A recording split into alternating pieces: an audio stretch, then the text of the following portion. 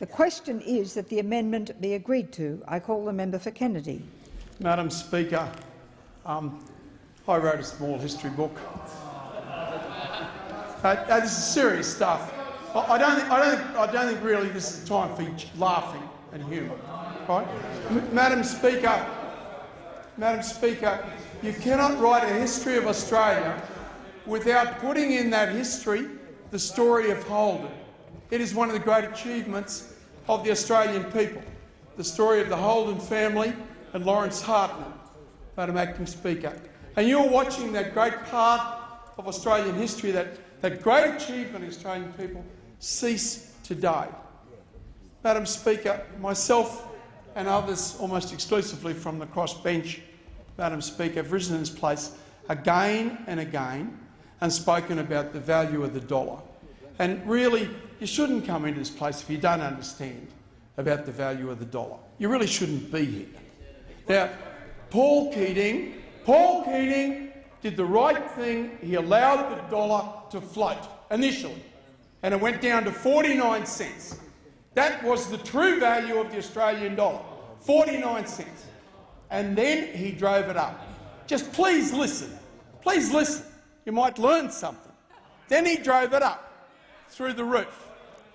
Peter Costello came in, and again he did the right thing, and he allowed the dollar to free float, and it went down to 52 cents. And then, for reasons similar to Keating, best known to himself or the Reserve Bank, he drove it up over 92 cents. Now, I mean, please, if you allow the dollar to free float, then that is where it will go to. And Madam Acting Speaker, I have asked for a picture, I just haven't got it here, but it's a picture of me filling up a car in Sao Paulo in Brazil. And the car is an Australian motor car. And I said, is all your fleet Australian motor cars? And he said, yes. The Holden motor car, Caprice, is an excellent car. And he said, I've always had Holden Caprices, but I will not be buying it next year. And I said, why? He said, because your dollar has doubled in value, and that means that in terms of Australian money, he said I was paying $36,000, now I'm paying $72,000. So I'm going to buy the Brazilian car, which is $37,000. I don't think it's quite as good, but I can't afford to pay $72,000. Now that is what the manager of Holden said today. But I mean, if your interest rates, Madam Speaker, are 2.7%, a three-year average last time I looked, 2.7%, and the rest of the world is an average of 0.2%. Madam Speaker, it not only says to the world, put your money here in Australia, buy Australian dollars, because you'll get a lot better interest rate, but it also says to the rest of the world that we have a policy of a high dollar, which will continue, Madam Speaker. But if that dollar comes down to where it, all I'm saying is that's where it went when it was allowed to free float. Both those men allowed it to free float, and it went down to 50 cents. So I mean, if it's allowed to free float today, when our economy is much, much narrower, and I hold up for the edification of the House that picture of me filling up a Holden motor car in Sao Paulo, Madam Acting Speaker. But if that dollar is allowed to free float, and God bless people in the leading economists in this country, and David Koch, who was on that morning program, he and Ross Garner, who I disagree with violently on many things, but leading business people throughout this country have said you must bring the dollar down. I mean, there's no way that industry, Mike Cattleman, I mean, yes, we would done incredible damage with the ban on live cattle to Indonesia. But, Madam Acting Speaker, we were already in trouble before that. We simply cannot live with the dollar. Effectively, our incomes in the cattle industry, in the wheat industry, and at Holden, their incomes have dropped in half because the dollar went down. You don't have a problem with wages if the dollar drops in half. When people on my left, they talk all the time about, you know, wages being too high. Well, you know, let them set a good example, I would suggest, Madam Speaker. But But what I don't want to make cheap shots. I take that back, Madam Speaker. I want to say to you that you will live in a country without the ability to build a motor vehicle. And I sit under a picture of one of the greatest ever Australians, Jack McEwen. And Jack McEwen said, the third reason for having tariffs is that I will never see my country in another war without the ability to build a main battle tank. Well, I mean, I don't know. Well, Madam Speaker, the immediate solution to this problem, and our little tiny party has been screaming this for ages, is that if every car bought under a government contract in Australia, which is 25% of the cars in Australia, if every one of those cars is an Australian motor car, then, and it's very easy, Madam Speaker, because the Americans have already done it in the steel industry.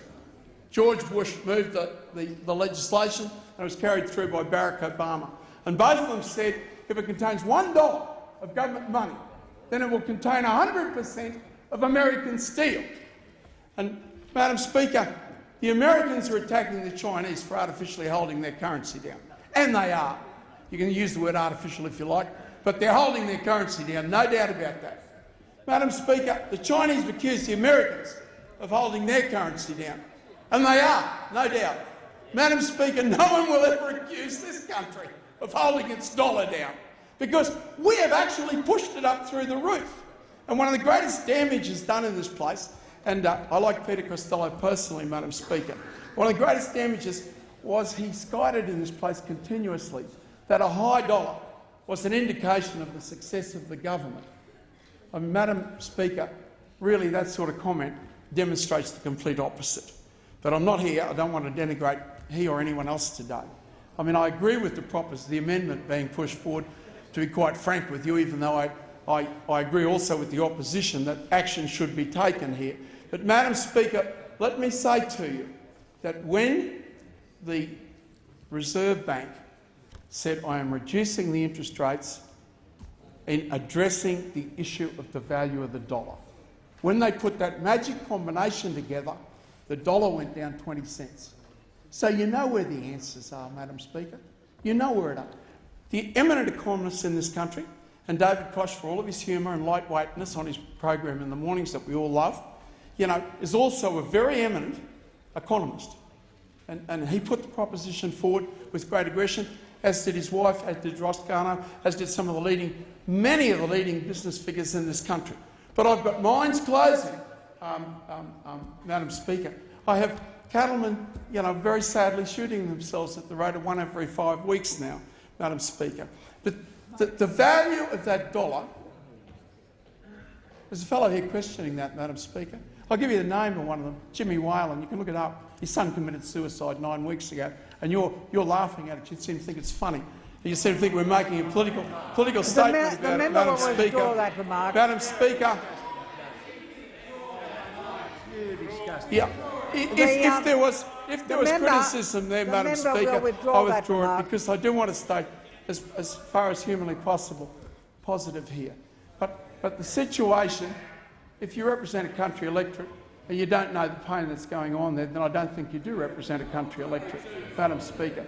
But if that dollar drops in half, then the income for all of those people, the grain growers, the dairymen, the cattlemen, and the workers in the motor vehicle industry in Australia, their incomes, at least for their company and their industry, will double, Madam Speaker. So you know where the answers lie. The immediate answer is to use the government contracts to restrict them to purchasing Australian motor cars. As I understand it, the Catholic schools, for example, in Queensland, their cars are bought under a government contract. And I'm told that 25% of the cars in Australia are bought under government contracts. So the answer lies with the government, Madam Speaker. And I plead on behalf of every single Australian to rescue an industry and not see our country left without the ability to make an electric motor, a tyre, and now a motor car, Madam Speaker. I mean, what technology will we be left with in this country if we continue to pursue a policy if it's not the government's responsibility? It's got nothing to do with us, Madam Speaker. It most certainly has, and the answers are there, and and I've described them today. They did not come from me. They come from the most eminent economists in this country, Madam Speaker, and I plead with the government to look at those solutions. Expired. The original question was that the motion be agreed to which the honourable Leader of the House has moved as an amendment, that all words after that be omitted with a view to substituting other words. The immediate question is that the amendment be agreed to. All those in favour please say aye. Aye. To the contrary, no. I think the ayes have it. Is a division required? Ring the bells for 4 minutes.